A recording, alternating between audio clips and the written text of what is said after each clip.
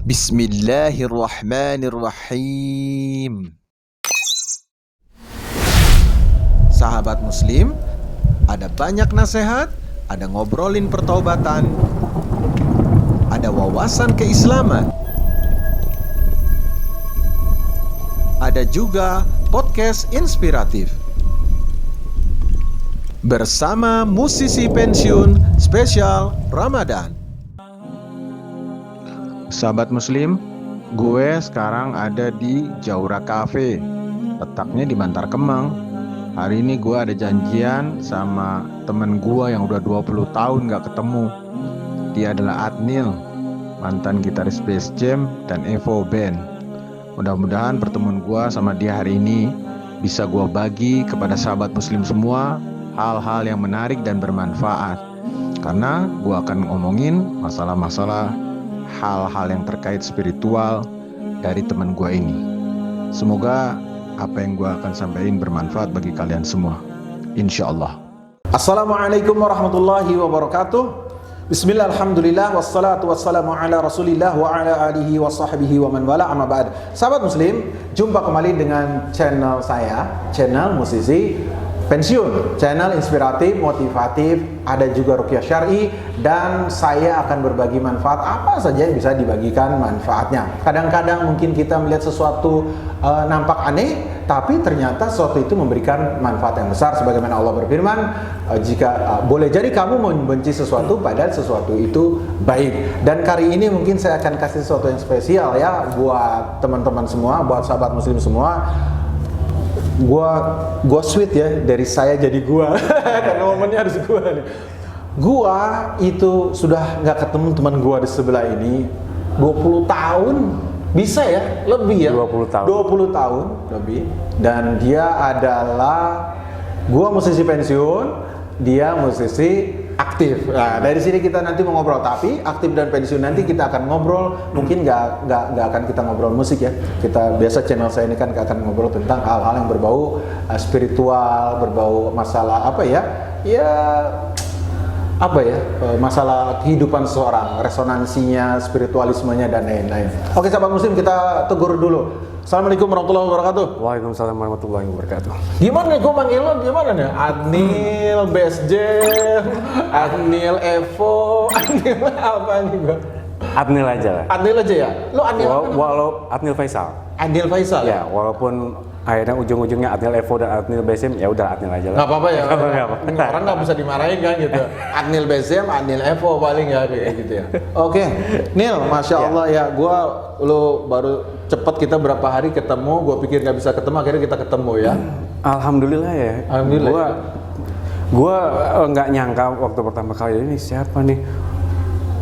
Kayaknya gue tahu namanya pas gue liat fotonya, ya Allah. Orang ini dulu pegang mikrofon. Dia di atas, gue di bawah nontonin doang. Masya Allah, Masya Allah. Kita masih diberi kesempatan sama Allah ketemu ya, Masya Allah ya.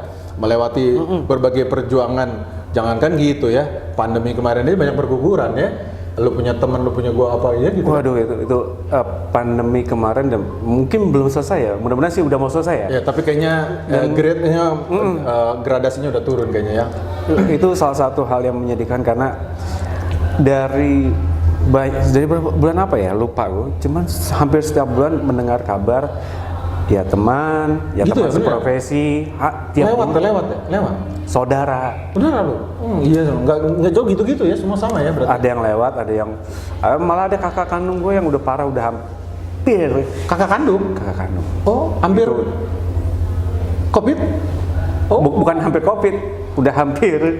Iya, udah kena COVID, terus hampir lewat. Parah banget, udah parah banget dan ya nggak bisa, dan gua dan keluarga yang lain, kakak yang lain nggak bisa ketemu kan, nggak boleh. Oh iya. Jadi kita cuma lewat WhatsApp grup, dan kita misalkan nanya, kita cuma bisa menghibur di WhatsApp grup. Kita cuma bisa menghibur kan. Zaman dimana kita satu zaman, dan dimana zaman itu kita semua masanya sama, nggak bisa ketemu, dikunci dan lain-lain kan. Tuh, gitu. Itu ya udahlah, kita keluarga cuma bisa doain dan ngehibur aja udah.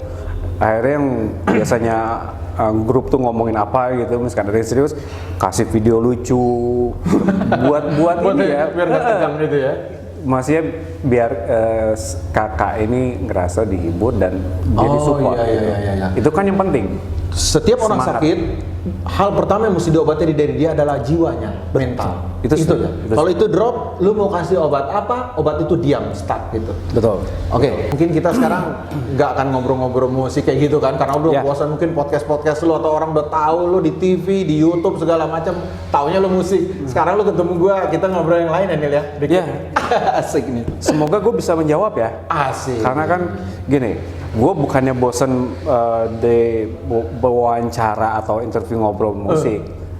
Gue emang menghindari sebenarnya ketika ketemu teman musisi pun, lu udah hidup di musik, lu masih ngomongin musik juga, lu nggak bosen apa gitu. Jadi gue pengennya ngomongin yang lain. Gitu. Mudah-mudahan di sini gue bisa menjawab karena gue takut salah untuk Nggak menjawab. apa-apa. Kita sahabat muslim, siapapun teman kita siapapun di realitanya hari ini tidak boleh ada, setiap orang tidak boleh memvonis, ini gua tampang ini pakai jenggot, wah si Rizam masuk surga, nggak boleh.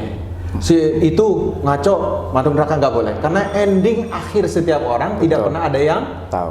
Betul. Nah, cuman memang kalau saat ini kita wajib belajar, kita terus memperbaiki diri kan, itu aja kewajiban kita seperti. Oke Nil. Boleh sebentar, boleh menanyakan sesuatu. Gue dulu tuh, gue udah berjenggot dari dulu. Tapi gue nggak pernah dibilang hijrah. Sahabat muslim, coba kita mulai masuk ke bicara ini ya.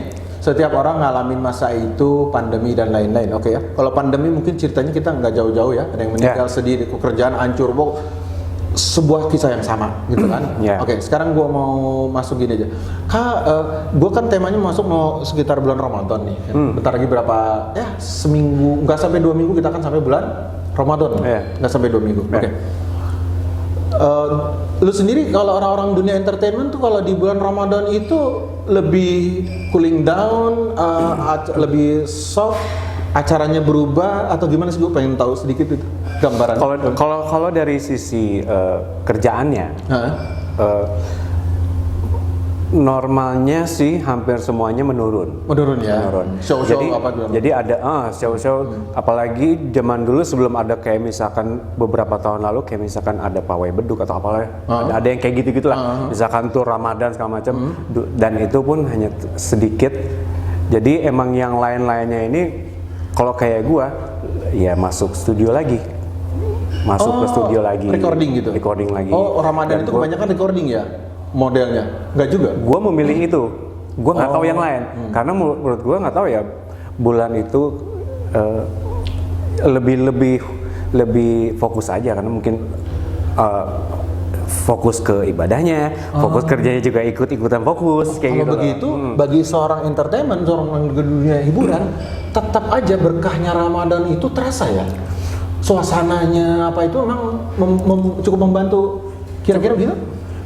Gini, orang kan bilang kan puasa itu membantu banyak hal. Betul. Ya kan, membantu dari sains juga bilang orang yang puasa itu membantu fokus, kesehatan, membantu meningkatkan sense rasanya, segala macam. Dan itu sudah gua rasakan. Terjadi ketika bulan puasa, lu mau mungkin niat awalnya ngabuburit lah istilahnya gitu kan, mau iniin waktunya sampai buka misalkan. Tapi ketika udah kerja itu fokusnya meningkat ya? Meningkat. Dapat satu poin nih sahabat muslim, bahwa ternyata puasa dia sama gua pada satu titik yang paling awal itu memang ternyata metabolisme tubuh itu mencapai titik terbaik seperti baik kesehatan atau apa. Makanya orang-orang yang sakit ngeluh ini dan itu bulan Ramadan ini secara umum menurun. Itu ada satu hal lagi. Masalah sakit. Beberapa tahun yang lalu itu setiap tahun sebelum puasa itu nggak tahu kenapa gue selalu sakit 2-3 hari sebelum puasa gue selalu sakit. Sakit apa lo? Ya demam lah apalah. Yang gue nggak yang sakit berat yang maksudnya pasti drop langsung badan. Tapi gue kan nggak mau kehilangan momentum awal puasa karena gue nggak mau terbebani dengan membayar puasa gitu kan. Akhirnya gue tetap puasa berarti lu bro ya. Hari pertama gue puasa itu hilang sakitnya. Ya gue nggak ngerti ya maksudnya. Lo dan teman-teman yang lebih mengerti mungkin bisa ada penjelasan. Mungkin teman-teman yang ngerti secara ilmiah bisa ngasih penjelasan. Cuma itu yang terjadi sama gue. Dan apa yang terjadi sama lu, penjelasan ilmunya sudah panjang lebar, penjelasan secara agama juga sudah panjang lebar, dan kita ini memang nggak terlalu menguasai penjelasan itu pun sebenarnya sudah langsung merasakan hal tersebut. Oke, sahabat muslim, menarik nih. Adnil merasakan hal yang sama, basicnya seperti yang saya rasakan. Oke Nil, berikutnya gini,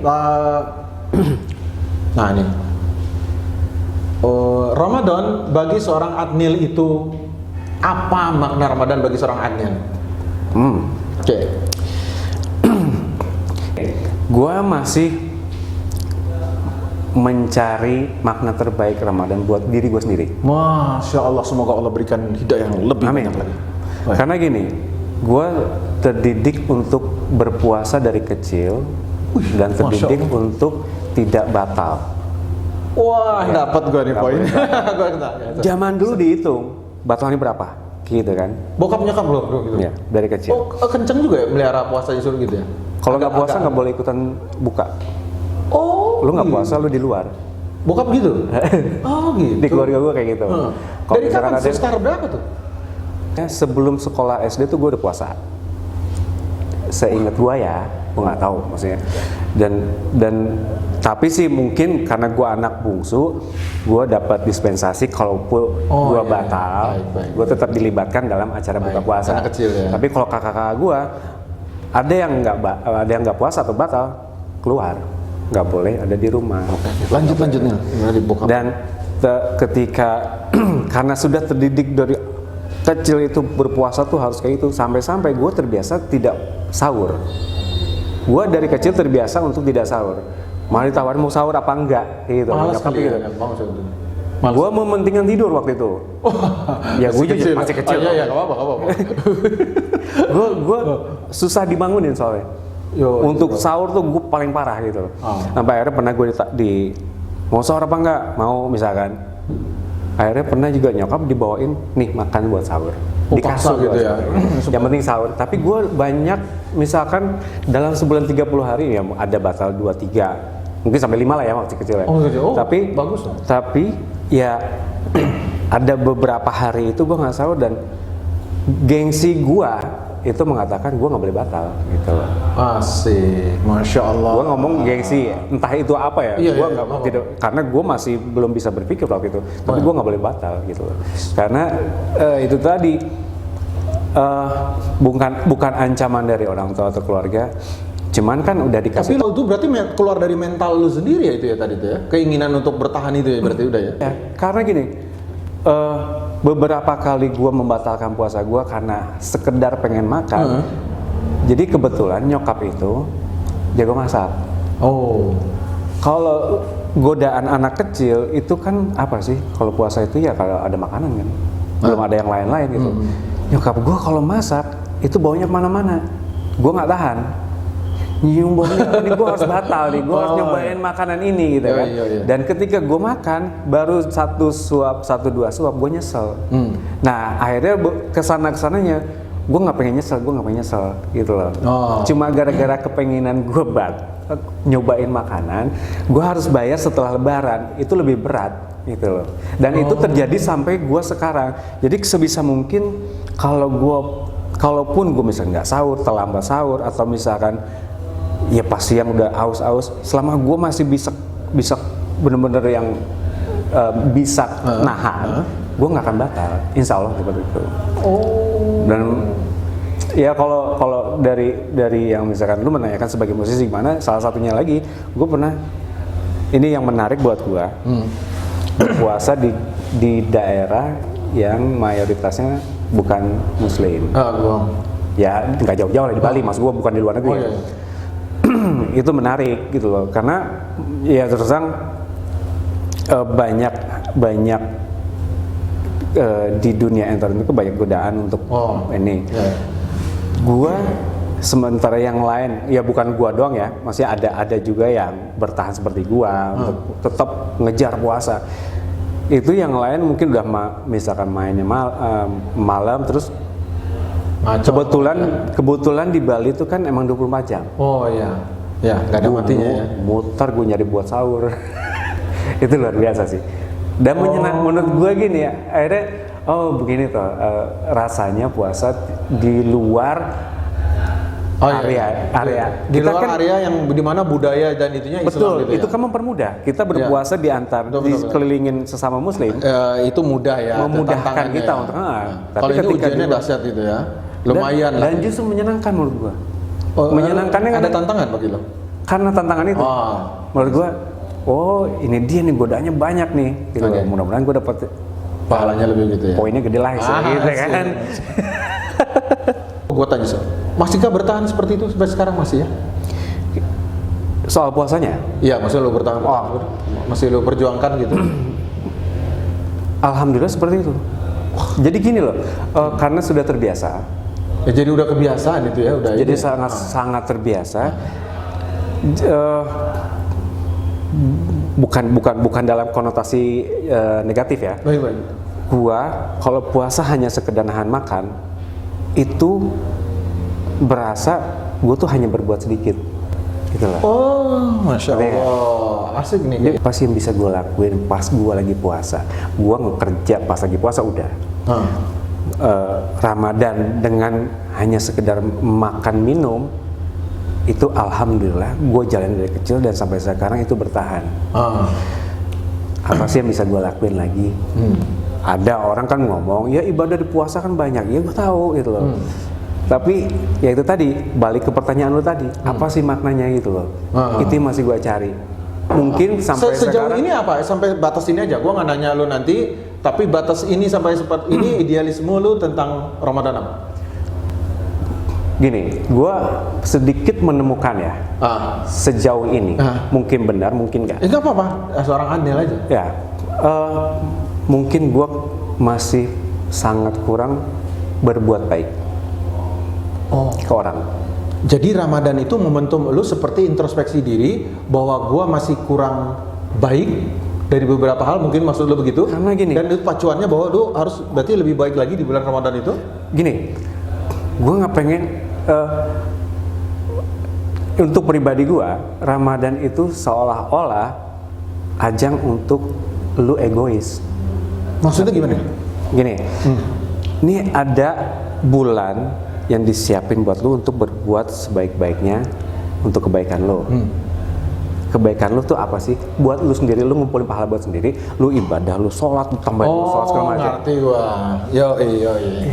Kenapa? Lu kan tadi gue bilang, Efek sosial. Ya. lu berbuat untuk orang lain tuh apa? Gitu loh. Ketika lu dapet momentum Ramadan yang bulan spesial, Iya. ketika kalau kita ngomong hitung-hitungan, apa yang kita perbuat baik, pahalanya lebih baik, jauh lebih baik. Ya. Kenapa lu cuma melakukan itu untuk lu sendiri? Maksud gua, lu orang lain ini banyak loh yang bisa kita bantu, gitu. Jadi kita bicara after effect kayaknya. Efek ba'da sholat, efek ba'da puasa gitu kan. Betul. Harus ada nampak dalam aktivitas sosial. Lu baik ke orang, care dan lain-lain gitu. Benar, kita masih masih ketika ketemu jam 3 jam 4 bukannya apa nih gitu. Beli apa nih gitu kan. Iya. Nanti makan apa nih gitu kan. Ya, lebih dari itu maksud lu gitu? ada hal istilah gitu loh. Lu mau berbuat baik sama orang, ya nggak melulu lewat lu keluarin duit. Lu nggak perlu, lu tidak melulu mengeluarkan uang untuk membantu. Ini ada yang butuh, ini enggak. Jadi jangan terpaku dengan misalnya begini, harus uang, harus apa. Artinya lu pikir, ayo kita luaskan makna baik gitu. Kan Islam mengutamakan baik ke sesama. Oh iya pasti. Ya kan? Pasti. Nah, ketika ada momentum Ramadan. Ini Ramadan ini ya buat gua lah, gua nggak ngomongin orang lain secara ini ya. Buat gua, ya lu masih egois berarti. Gua nih masih egois, saya gitu loh. Artinya kalau efek dari puasa itu lu hanya lebih banyak terfokus kepada individual, ritual ibadah individual, kemudian hasil efek sosialnya ke samping kiri kanan itu nampak kurang bermanfaat, maka itu bagi lu kurang baik. Dan ini memang Islam begitu. Islam mengamalkan. Hadis-hadis jelas banget gitu. Jadi orang yang disukai Rasulullah SAW bersabda, Muslim yang paling dicintai Allah adalah Muslim paling banyak manfaatnya. Ini hadis. Nah, Jadi paling banyak manfaatnya bukan hanya orang, mah binatang sama siapa. Makanya ada lagi juga yang lain, misalnya siapa yang tidak menyayangi apa yang di bumi, makanya di langit tidak akan menyayangi itu. betul. Jadi itu artinya banyak. Jadi lo Dan ya sudah sebenarnya sebagian mengaplikasikan apa-apa yang sudah diajarkan oleh Islam tadi. dan itulah makanya gue bilang gue masih mencari, dan begitu gue dapat yang satu itu ya itu PR terbesar hidup gue lah ibaratnya gitu loh. Ketika sekarang kita ngomonginnya bulan puasa, tapi ya di bulan lain pun gue masih seperti itu. Ya mudah-mudahan aja lah. Misalnya itu hal ternyata buat gue tantangannya ketika gue mendapatkan, lu bilang tadi gue mendapatkan didikan, contohnya puasa itu dari kecil udah baik, ternyata gue dikasih tantangannya yang lebih berat dari itu. Iya kan? Oke. Ketika lu udah merasa oke, ilmu ini udah lu terapkan dan ini sudah ringan buat lu, ya lu pasti dikasih tantangan yang lain. Dan itu tantangan gua gitu. Oke, Adnil, Masya Allah ya, dapat poinnya bahwa dia menjaga insya Allah, dan saya doakan untuk Allah tambahkan terus hidayahnya, Allah tambahkan terus keteguhan hatinya, tambahkan ilmu, tambahkan hidayah sehingga menjadi lebih baik. Kemudian juga sudah dapat bahwa memang hal ini sudah dia kerjakan dari kecil menjadi sebuah pola, lalu kemudian juga Allah juga berikan hidayah di satu sisi, hatinya dilembutkan. Karena orang-orang bicara seperti ini artinya sebagian hatinya dilembutkan oleh Allah itu untuk memahami bahwa hasil ibadah tidak hanya untuk dirinya, tapi harus menyebar ke sekelilingnya juga, seperti itu tuh dapat, Masya Allah. Oke. Nah berikutnya mungkin lebih dalam lagi nih. Lebih dalam lagi tuh artinya begini, Neil, gua, lu, selama kita masih waras, normal semua, tiap manusia punya namanya falsafah hidupnya kan kayak gitu. Falsafah hidup ini artinya sebuah prinsip yang dia pegang, yang ada kaitannya tidak hanya di dunia ini, tapi dia mengkaitkan itu dengan ba'da, setelah kematian lah gitu lah.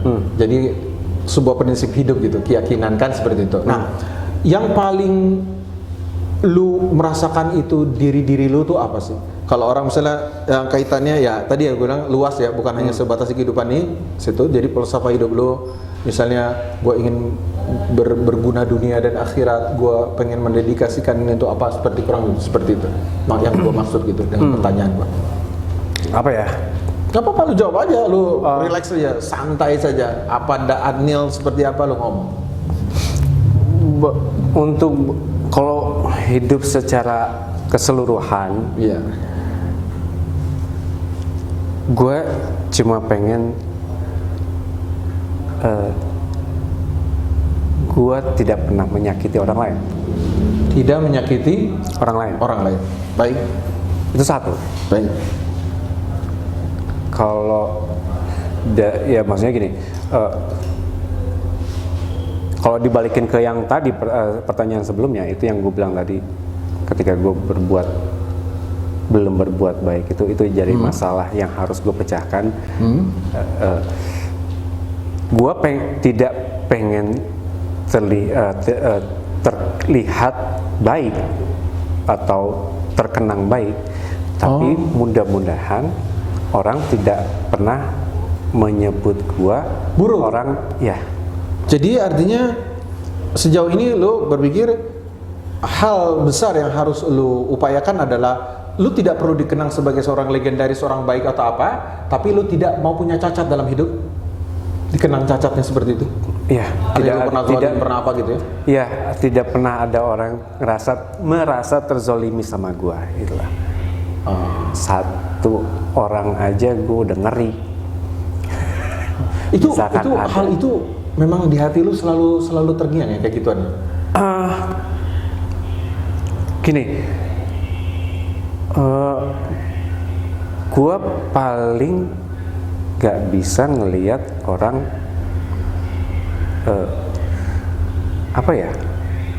sakit hati gitu loh.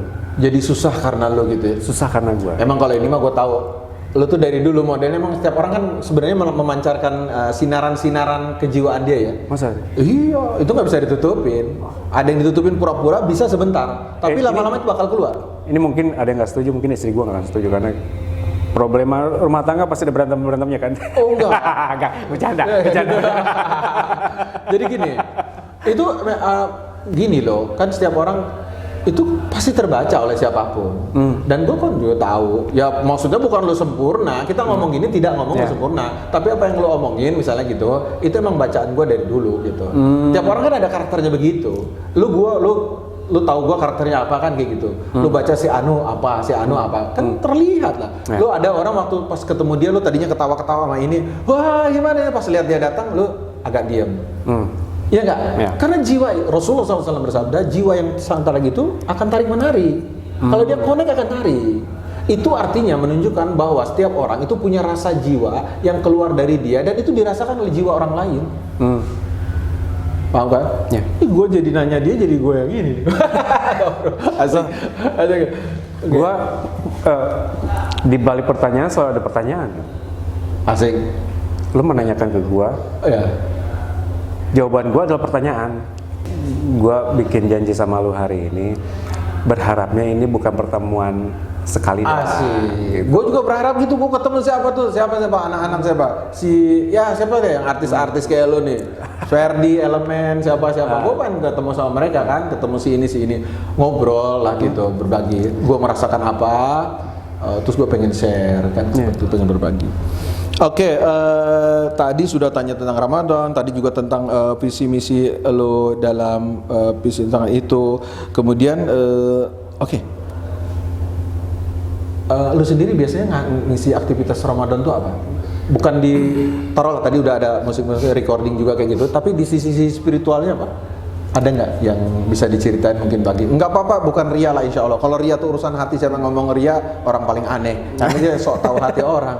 Enggak, dia ngobrol ya, aja gitu. Kalau yang ibadahnya standar lah ya. Standar mungkin kurang lebih sama yang lain lah.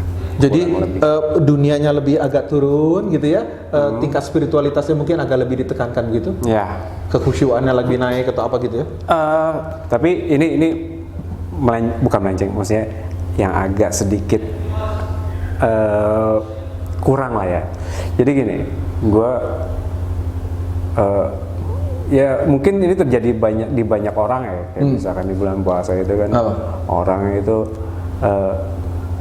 semangat di awal dan di akhir gitu kan ke masjidnya.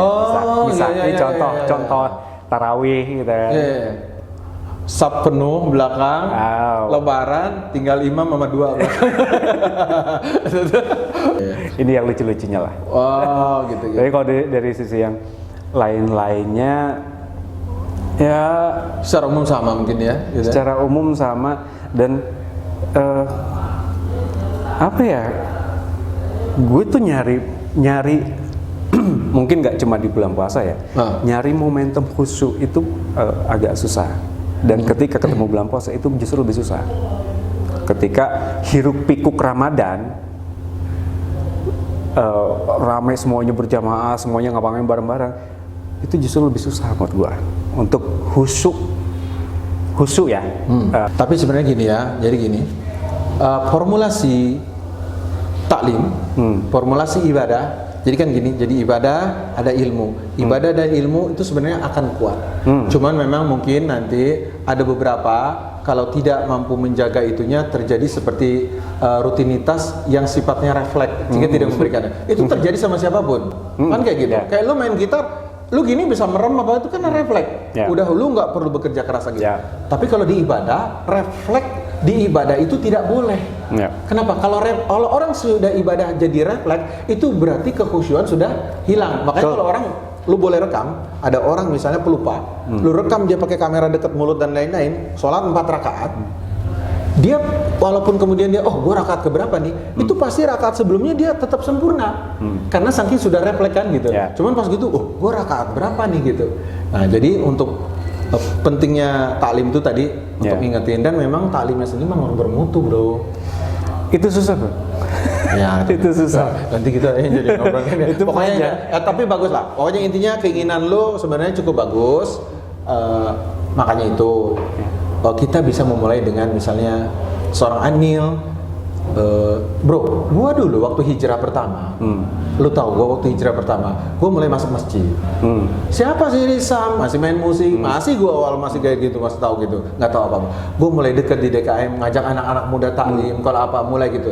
Ketika gua mulai bergerak seperti itu, mulai dipercaya, bro. Gak kan gitu, jadi harus kita juga memang harus ada geraknya gitu loh, bro. Nanti masuk, akhirnya gue berhasil membuat seperti kajian anak muda waktu itu. Berjalan gitu. Mungkin langkah yang tempuh Anil, gue pengen lihat besok ketemu si Anil. Ya, Anil masuk, oh Masya Allah, lagi ngisi kajian. Sahabat Muslim, alhamdulillah sampai kita di akhir pembicaraan ngobrol sama Adnil, ex Best Jam, ex Evo, ex Nowadays, ex Nowadays. Nanti juga pada akhirnya kita jadi ex semua ya, ex manusia tadi ya, ex manusia sudah berada kita di dunia sudah selesai, Ex dunia. ex dunia gitu. Mungkin kayaknya cukup sudah kita hadir ya, tambahan-tambahan tadi, closingnya juga sudah sama Adnil tadi statement. Mungkin ada yang tambahin apa? Semoga sehat semuanya. Kita semua sehat semuanya. Sehat lahir batin. Kita masuk Ramadan, kita bisa berbuat yang terbaik. Betul. Semoga Allah mempertemukan kita dengan Ramadan ini, dan Ramadan ini kita mudah-mudahan jauh lebih baik karena kita takut. Betul. Sebagaimana selalu diungkapkan, atau jangan-jangan ini Ramadan terakhir kita berbuat terbaik. Sahabat Muslim, oke, terima kasih banyak buat Adnil sudah mau ketemu sama gua, Nil. Yes. Jazakallah khair, semoga Allah membalasmu dengan banyak kebaikan dan taufik dan hidayah ya. Amin. Oke, sahabat Muslim, demikian semoga bermanfaat obrolan kita dengan Adnil ex Best Jam, ex Evo dan ex BCL Band. Oke, barakallahu fikum. Wassalamualaikum warahmatullahi wabarakatuh. Waalaikumsalam warahmatullahi wabarakatuh.